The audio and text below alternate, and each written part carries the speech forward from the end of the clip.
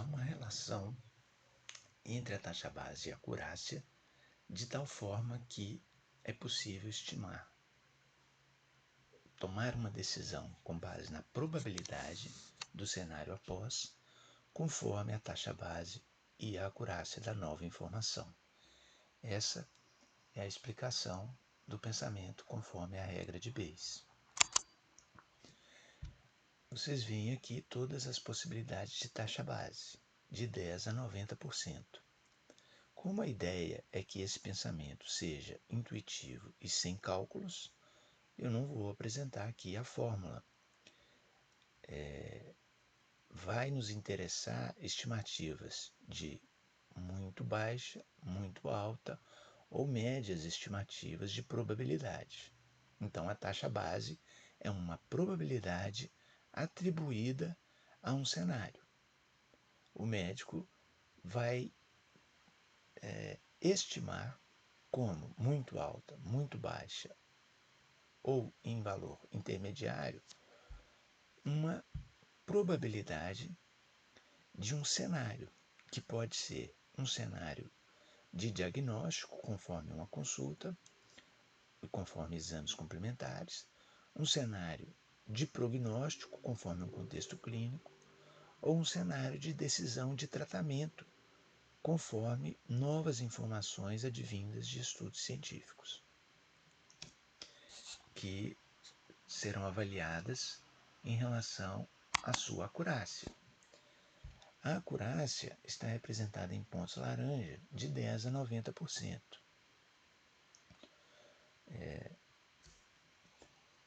Então, a ideia é atribuir intuitivamente uma aposta em um cenário prévio e estimar uma acurácia de uma nova informação conforme o conhecimento sobre a qualidade dessa nova informação. No caso de a informação ser positiva, uma vez que a informação é positiva, a probabilidade do cenário é estimada conforme a regra de Bayes. Mas como nós estamos aqui num campo intuitivo, o que interessa aqui com esses cálculos é que quando a probabilidade, a taxa base inicial já é muito alta, a contribuição da nova informação é pequena em relação à taxa base.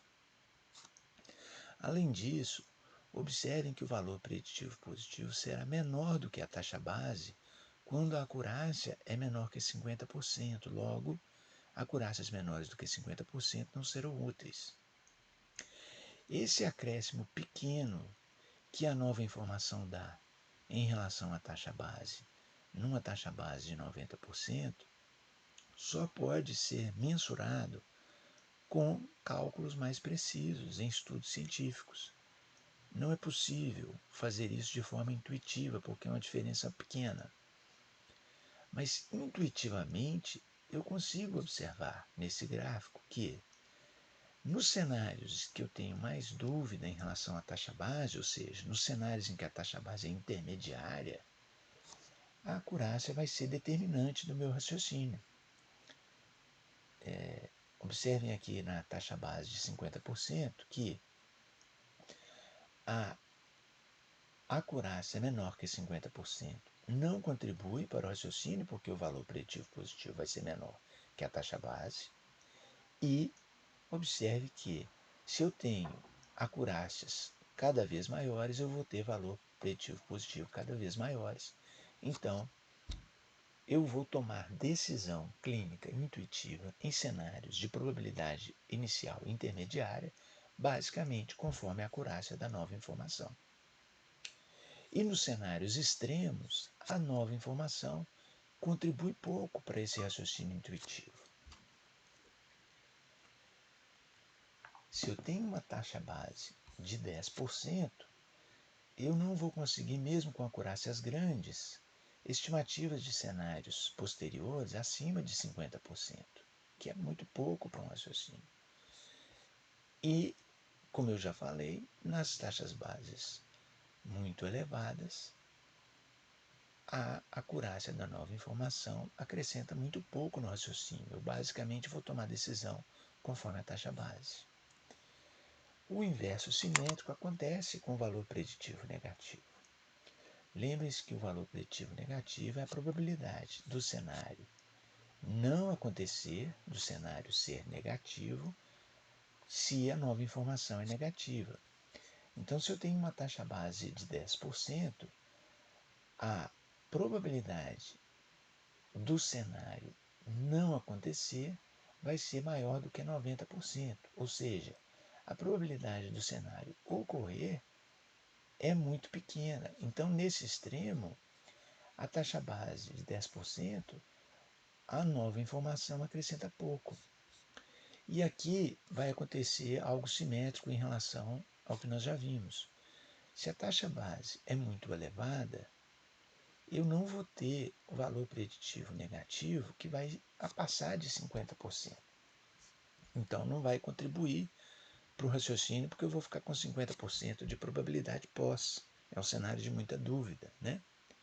E nesses cenários intermediários que a taxa base me deixa muito em dúvida, de 40%, 50%, 60%, basicamente a acurácia que vai ser o determinante do raciocínio. E o mesmo que eu já mencionei lá para o valor preditivo negativo, positivo vale aqui para o negativo. As acurácias menores do que 50% não vão contribuir para o raciocínio. Observem aqui que eu já tenho uma taxa base de 10%, então eu vou ter aqui uma probabilidade do cenário acontecer menor que 50%, na taxa base muito baixa, né? Então isso não vai contribuir para o raciocínio.